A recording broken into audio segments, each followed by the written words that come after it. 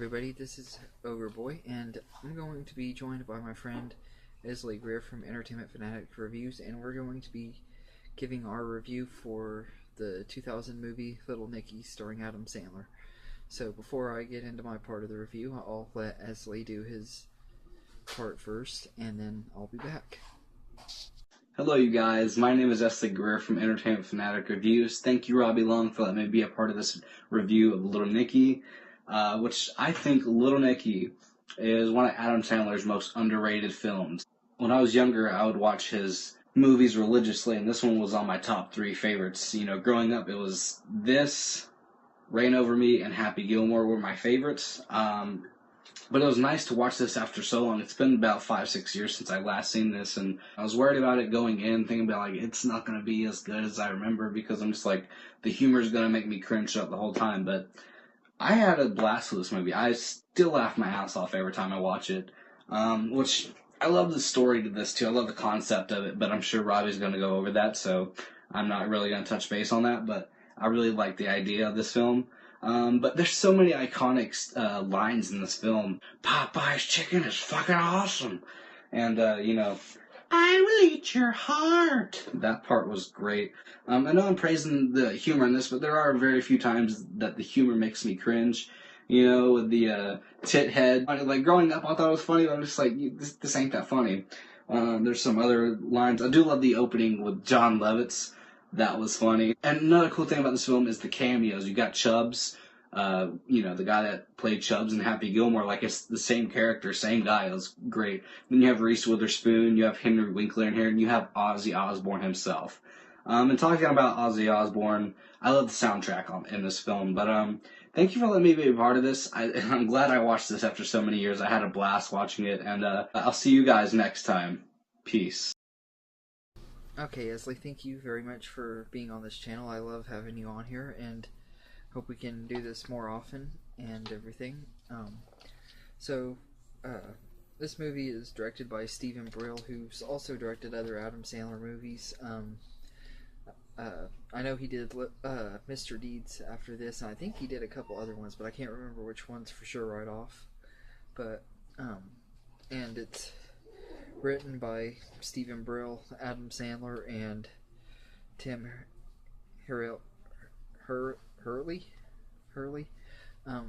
This movie, Adam Sandler plays Nicky, who is the son of Satan, and his 2 brothers leave hell to go wreak havoc on Earth and everything. Nicky has to go and get them back before their dad disintegrates into nothing and everything, and stop them from creating hell on Earth.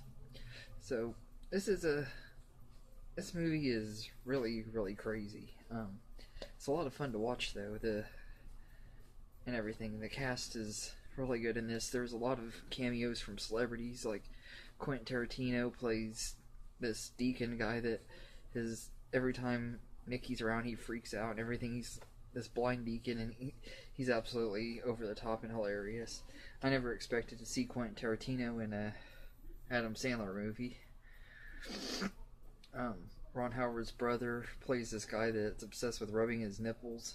Really weird character. And then you get cameos from Ozzy Osbourne, which one of the awesome cameos in this movie. He bites the bat's head off at the end of the movie. And then Rob Schneider is in this. He's returning as his character from the Waterboy, going, "You can do it."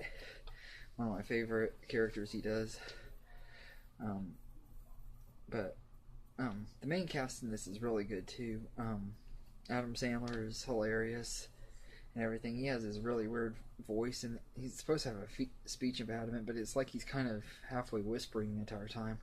Everything, it's kind of weird, but I like it and everything. I like the way his face is all scrunched up and everything.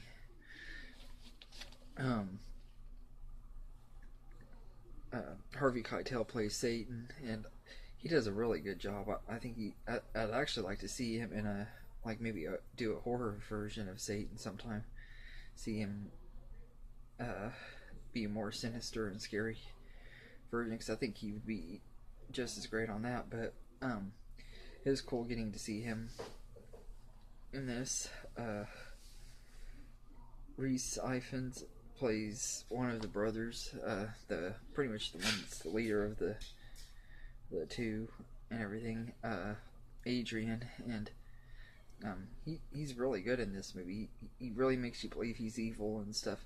I've never really been a huge fan of him outside of this movie, though. I liked him in the Harry Potter, the Harry Potter and the Deathly Hallows Part 1, but I hated him in the Amazing Spider-Man movie as the Lizard. I thought he was terrible in that, but in this movie he's really, really good.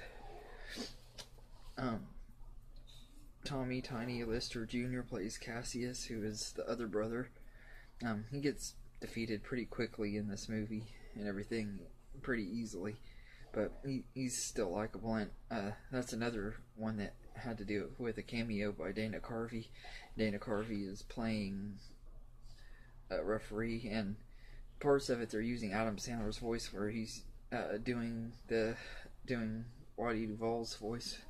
Whitey Duvall's the character that he created on some of his albums and stuff, and later would be a main character in the movie 8 Crazy Nights. So I thought that was kind of cool that they had the references to him in this movie.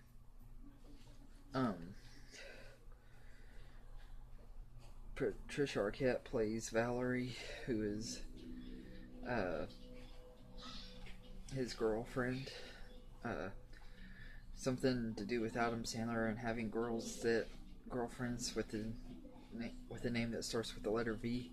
I don't know what it is with that, but Veronica, Vanessa, and Big Daddy, Veronica and Billy Madison, and this one has Valerie, and there's a few other ones. I can't remember his girlfriend's name in Happy Gilmore, but her name started with V too.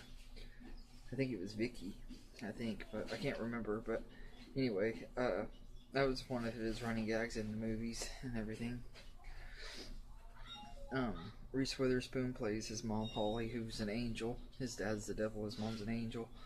And she's funny in this, but her voice gets really annoying really quick. She's like one of those really preppy girls and everything, so it gets annoying, but she's funny, and she's not in it too much to really get on my nerves real bad and everything. And I also think it's cool that Adam Sandler's future wife was in this as one of the Reese Witherspoon's friends.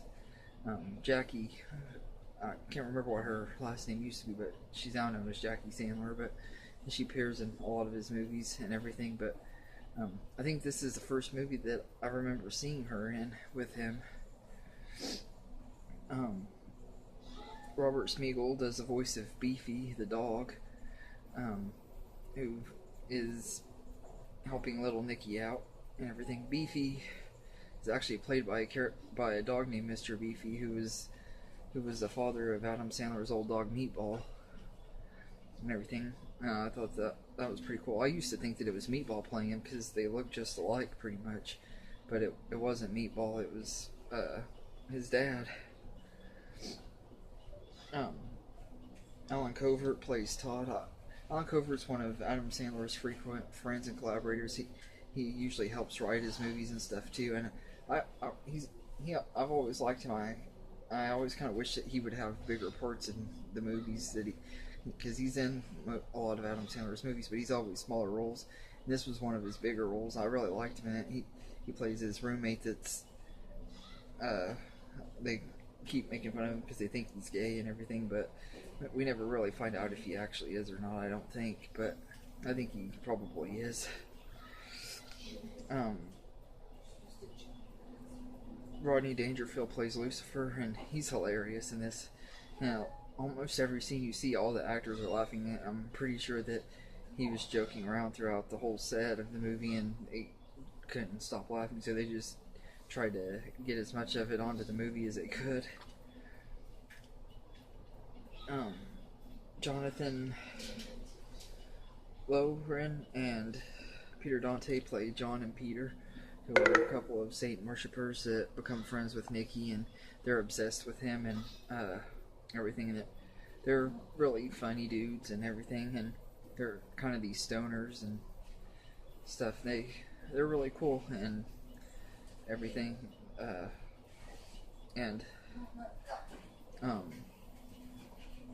but they're a couple of Adam Sandler's normal actors that they appear in most of his movies and everything.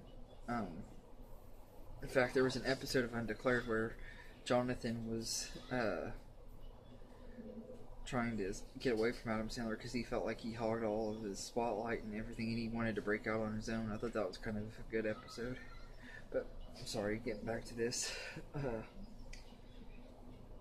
Blake Clark plays Jimmy the Demon, who kind of helps Satan out around hell and stuff, and he doesn't have a lot to do, but he's good. And Kevin Nealon plays Stanley the Gatekeeper, who gets a pair of tits on his head because he let Adrian and Cassius escape and everything. And there's this weird gag throughout the movie where him and this demon creature that kind of looks like a cross between Chewbacca and Krampus are they were playing with his boobs, and it's really, really weird, but it's funny and everything. But I love the sets and stuff in this movie. They have a lot of, like, the sets when they're in hell and stuff are really, really cool looking and everything. But there is some pretty bad CGI in this too. Although I will say that even though the CGI is pretty noticeable and bad in this, I think it actually still looks better than most of the stuff we get nowadays as far as CGI goes. But most of the sets were really, really good in this and everything. And I like how the makeup effects and the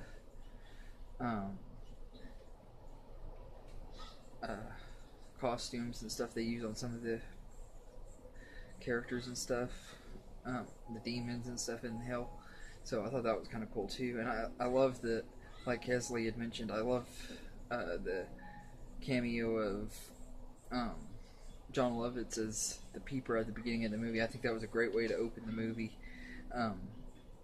Everything. I think it's really cool because the Peeper is actually a character that Adam Sandler created on one of his albums and everything. I can't remember which album it is, but there's like a whole bunch of skits on the album of the Peeper and everything. So I think it's cool that he brought that into the movie. And John Lovitz was hilarious and everything. I like when he's getting the birds attacking him, and he's like, "I deserve this. I deserve this." And like he kind of likes it, it seems like, or something. But it's just absolutely hilarious. Everything. And I think my favorite thing about the movie, that scene that always cracks me up, is when they put the pineapple up Hitler's butt. It just cracks me up every time and everything. And then at the end of it, Cassius and Adrian get shoved up his butt, and I thought that was hilarious too. Just a really good nod to such a terrible person and everything. It's like he's getting really what he totally deserves. The cinematography by Theo Van DeSande, I hope I said his name right. It's pretty good. Got a lot of really cool shots of New York and stuff. And the score by Teddy Castello, or Teddy Castellucci. Probably butchered his name, but he does a good job with the score. He's worked on quite a few of Adam Sandler's other movies, The Wedding Singer, and some of his late '90s work. He was one of Sandler's go-to score people, but I think after I think Mr. Deeds was one of the last ones he did the score for. But I really enjoyed this movie quite a bit. It's just a lot of fun and everything, and everything. I'm a really big Adam Sandler fan, so I kind of know history that goes into these movies and where some of the characters and stuff get their origins from and everything. So but this was a really fun movie. It was silly. There was a lot of crazy stuff that happens in this movie, but it's a lot of fun to watch and everything, and I never really get tired of it. Everything. It's one of his weirder movies, because this was kind of a little bit different for him at the time that it came out and everything, but and it has a good soundtrack too. And the score in this movie by the score was by Ted Castellucci. I think I already said that, but he really did a good job mixing the score together with the rock music and everything. I think it really fit in this movie. But this isn't my most favorite Adam Sandler movie, but it's definitely one of my favorites. But then again, most of his stuff from around this time and a few years after and a few years before, or from pretty much from the time he did Billy Madison up until I'd say around Grown Ups 2. I'm a huge fan of almost all of those movies that he's done and everything, and this is just another one that I like a lot. It's a lot of fun. It's not anything groundbreaking or special or anything, but it's just a fun watch and everything. I'd give it an 8 out of 10. That's probably more than it really deserves, but I always enjoy watching it and everything, and it's just a really fun movie and everything. But anyway, thank you, Esley, for joining me in this review and everything. I really love that you're being a part of it and everything, and I hope we get to do more reviews together. If there's any other Adam Sandler movies you'd like me and Esley to review together, let me know.